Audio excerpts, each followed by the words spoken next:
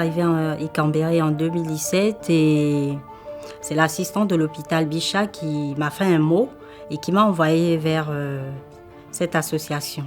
Je suis arrivée en 2016.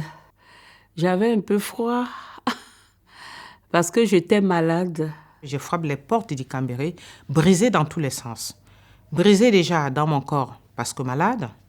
Brisée dans mon cœur, j'ai abandonné un enfant de 11 ans et que c'est par cet enfant que j'ai su que j'étais infectée par le VIH.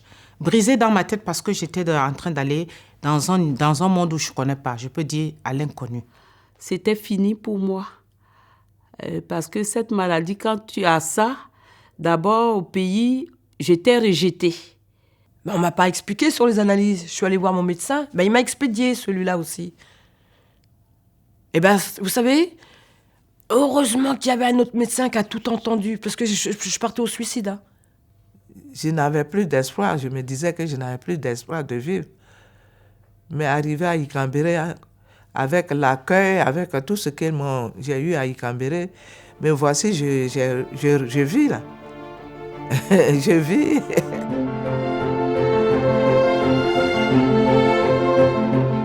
La première des choses qu'on m'a demandé, c'est de savoir si j'avais mangé et qu'il y avait à manger.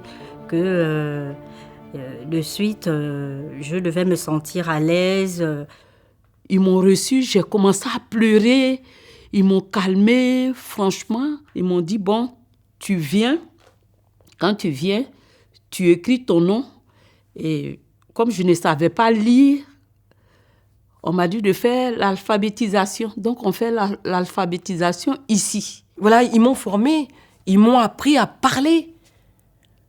Voilà, maintenant, j'arrive à parler. VIH, VIH, VIH.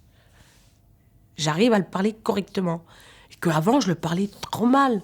Sida, sida, sida, voilà, Je ne savais pas comment il fallait rentrer dans l'ordi et tout, manipuler cet appareil. Donc, j'ai appris à le faire ici. Le sport, j'ai trouvé vraiment mon vrai médicament. Ça me répare. Je suis bien, surtout dans ma tête.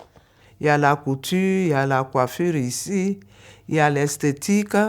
Vraiment, on nous donne des conseils. Il y a des docteurs qui viennent, qui nous enseignent, qui nous donnent des conseils, comment il faut prendre les médicaments, comment il faut faire.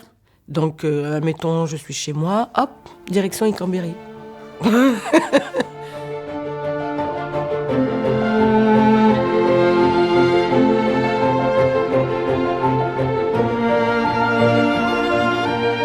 Un jour, la directrice m'a vu et dit, mais Okra, tu n'aimerais pas travailler? J'ai dit, mais je ne sais rien faire comme la couture. Pour le moment, je ne sais pas encore faire la couture. Et elle m'a demandé, est-ce que tu aimerais travailler avec nous? J'ai dit, mais elle a pensé ce qui était dans ma tête. Elle m'a dit, sache que je ne te recrute pas parce que tu es une personne infectée par le VIH, mais parce que je vois en toi des compétences. Alors, quand j'ai eu ce travail-là, vraiment, c'est comme si j'avais eu une renaissance. J'ai eu mes papiers. J'ai 62 ans, mais j'ai encore la force de pouvoir travailler. J'ai encore la force, je veux faire quelque chose.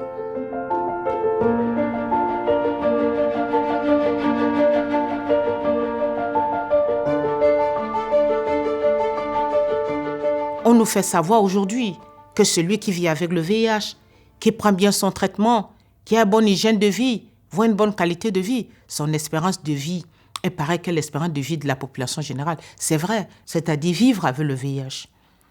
C'est un challenge au quotidien. Vivre avec le VIH, la vie ne s'arrête pas. Vivre avec le VIH, chacun peut construire sa vie comme elle veut. Vivre avec le VIH, c'est vivre aussi avec beaucoup d'espoir.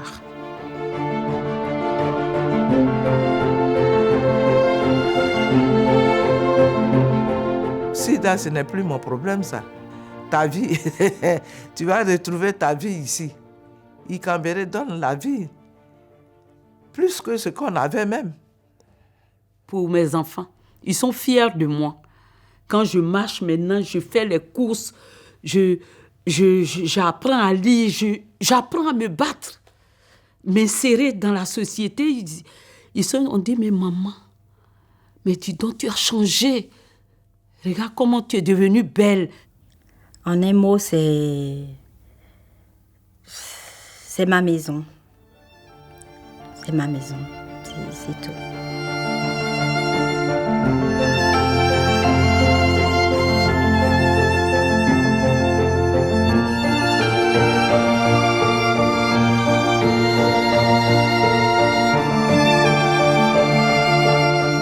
Peut-être quand j'irai à la retraite, je pense que je serai toujours là. Parce que c'est un arbre que je n'aimerais pas quitter à ses pieds. J'aimerais toujours être là. Être couvert de son feuillage. Être là pour voir les autres. Aider les autres. Donner aux autres ce qu'elles n'ont pas eu. Ou donner aux autres ce que j'ai.